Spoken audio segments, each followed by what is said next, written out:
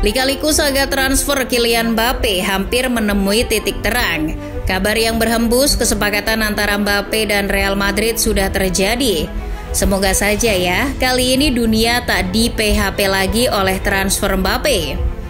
Dengan kepastian itu, kini tinggal pihak El Real menyiapkan skenario di mana Mbappe akan dimainkan musim depan.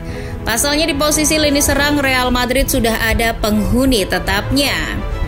Kalau melihat posisi dan cara bermain Mbappe, rasa-rasanya kok keberadaannya akan memakan korban. Lantas, siapa saja pemain Real Madrid yang harus ketar-ketir ketika Mbappe menginjakan kakinya di Bernabeu musim depan?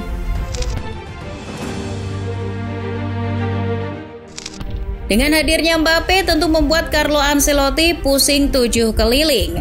Allenatore asal Italia itu harus memikirkan ulang strategi yang tepat bagi Los Blancos musim depan. Bagaimana caranya agar Mbappe bisa berfungsi semaksimal mungkin di lini serang El Real? Secara formasi dan posisi, jika dilihat di skuad timnas Prancis maupun PSG, Mbappe sering digunakan di formasi 4-3-3. Baik sebagai striker tengah maupun striker sayap kiri. Namun, Real Madrid di musim ini jarang menggunakan format itu. Ancelotti sering bermain menggunakan 4 gelandang tengah sekaligus, yakni dengan formasi berlian 4-3-1-2 atau dengan 4-4-2. Vinicius Junior dan Rodrigo Goes menjadi duo striker yang mobile pergerakannya. Sementara Jude Bellingham adalah seorang trequartista modern yang berada di belakang duo striker tersebut. Lalu kalau sudah begitu, Mbappe akan ditempatkan di posisi mana? Jika Mbappe lebih nyaman dengan skema 4-3-3, bisa saja Ancelotti mengubahnya. Toh Ancelotti tak alergi dengan pola tersebut. Di periode pertamanya melatih El Real, Allenatore Italia itu juga sempat konsisten menggunakan skema 4-3-3 dengan menciptakan trio penyerang yang terkenal yakni BBC. Kalaupun jadi balik lagi ke pola tersebut, maka yang jadi korbannya adalah peran dari Jude Bellingham. Ya, apabila mengakomodasi trio Mbappe, Vinicius, dan Rodrigo di pola 4-3-3, maka peran Bellingham akan jadi tumbal. Bellingham akan berperan lebih menjaga keseimbangan lini tengah. Ia akan lebih membantu kedalaman bersama dua gelandang lainnya. Dengan skenario ini, atribut menyerang yang aduhai dari Bellingham akan terkikis. Takutnya, nanti keahlian Bellingham dalam mengobrak-abrik pertahanan lawan dan mencetak banyak gol akan berkurang. Sayang sekali bukan? Padahal perannya di formasi berlian Ancelotti musim ini terbukti masih gacor-gacornya. Ia menjadi sosok pembeda sekaligus pemain produktif di Los Blancos musim ini. Sejak hijrahnya Cristiano Ronaldo, Vinicius Junior adalah bintang Los Blancos di sisi kiri penyerangan Real Madrid. Bocah Brazil tersebut terbukti sukses mengemban peran tersebut. Gelar demi gelar, gol demi gol telah ia gapai. Ia bersama Benzema dan Rodrigo Goes sukses menjadi trio di skema 4-3-3 Ancelotti sejak 2 musim lalu. Namun di musim ini posisi Vini telah diubah. Ia disulap menjadi duo striker bersama Rodrigo di skema 4-3-1-2 atau 4-4-2. Jika melihat heatmap Vinicius di skema baru Ancelotti tersebut, ia tetap menjadi striker yang lebih banyak bergerak dari sisi kiri. Celakanya, Mbappe gaya bermainnya hampir mirip seperti Vini, yakni bergerak dan bermain dari sisi penyerangan sebelah kiri. Kita tahu ketika di timnas Prancis, Mbappe sempat beberapa kali vokal soal keinginannya untuk bermain sebagai sayap kiri. Ia lebih memilih didampingi striker murni sebagai ujung tombak seperti Kolo Muani maupun Giroud. Ya, memang naluri bocil yang satu ini sudah begitu sejak dulu di AS Monaco. Ia tak nyaman jika dijadikan striker tengah. Meskipun akhirnya kini di PSG oleh Luis Enrique dipaksa menjadi striker tengah. Namun kalau Mbappe tetap ngeyel dan meminta bermain dari sisi kiri di Real Madrid, Vinicius bisa apa dong? Kalau dua-duanya main dari sisi kiri juga nggak mungkin. Pasti nanti akan ada salah satu yang dikorbankan.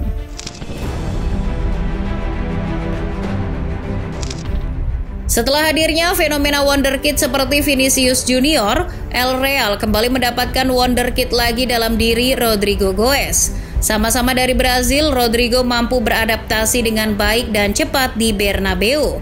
Ia menjelma sebagai monster baru yang menakutkan di Bernabeu. Musim ini bersama seniornya, Vinicius dipercaya menjadi duo utama di lini depan Real Madrid. Hal itu merupakan puncak kebanggaan bagi dirinya. Ia sudah merasa nyaman dengan posisinya tersebut. Lantas, apakah dengan datangnya Mbappe posisinya akan terganggu? Jika Ancelotti kembali menggunakan skema 4-3-3, posisi Rodrigo masih aman di sayap kanan penyerangan El Real. Pasalnya, ia sudah sejak musim lalu berada di posisi tersebut. Namun jika Don Carlo masih menggunakan skema yang sekarang, di mana posisi Rodrigo? Pasti dong, salah satu dari dua penyerang El Real di skema tersebut akan diberikan kepada Mbappe. Ya, dengan skema seperti musim ini, Rodrigo mau tidak mau harus mengalah dan rela menjadi tumbalnya Mbappe. Ia nantinya hanya akan menjadi rotasi jika Vinicius dan Mbappe underperform. Kemungkinan Rodrigo menggeser posisi seniornya Vinicius sebagai starter juga kecil karena faktor pencapaian dan senioritas. Vinicius yang lebih senior juga lebih produktif secara gol maupun assist daripada Rodrigo.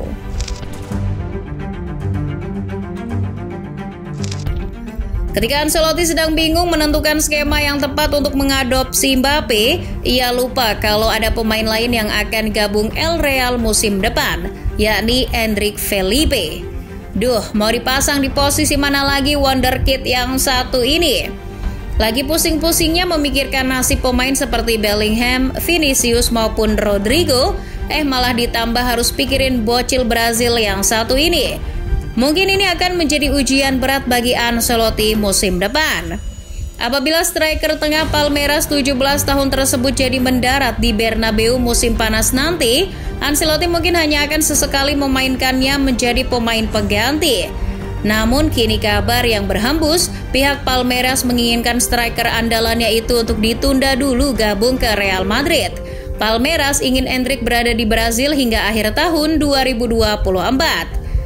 Ya, mungkin itu win-win solution. Daripada tak berkembang dan hanya jadi penghuni bangku cadangan tetap di Bernabeu, lebih baik Endrick bermain dulu secara intens di Brazil. Kebijakan itu juga dinilai tepat untuk mengurangi beban kepusingan Ancelotti saat ini dengan kedatangan Mbappe.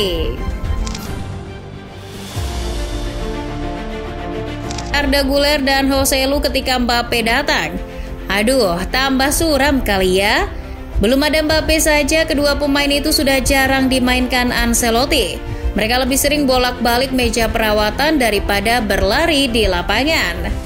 Sebagai pemain sayap, seharusnya sih mimpi Arda Güler untuk bersinar di Real Madrid harus dilupakan. Apalagi ditambah kedatangan Mbappe, semakin tak ada tempat baginya.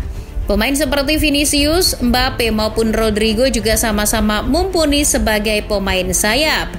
Opsi peminjaman atau dijual kembali menjadi opsi yang paling realistis ketika El Real kedatangan Mbappe. Sedangkan untuk Joselu yang kontraknya akan habis musim panas nanti, bisa dipastikan ia tak akan diperpanjang dengan kedatangan Mbappe. Toh El Real di musim-musim mendatang juga sudah punya calon striker tengah masa depan, Endrick Felipe. Secara umur dan koleksi golnya, pilihan untuk melepas Joselu realistis bagi Los Merengues musim depan.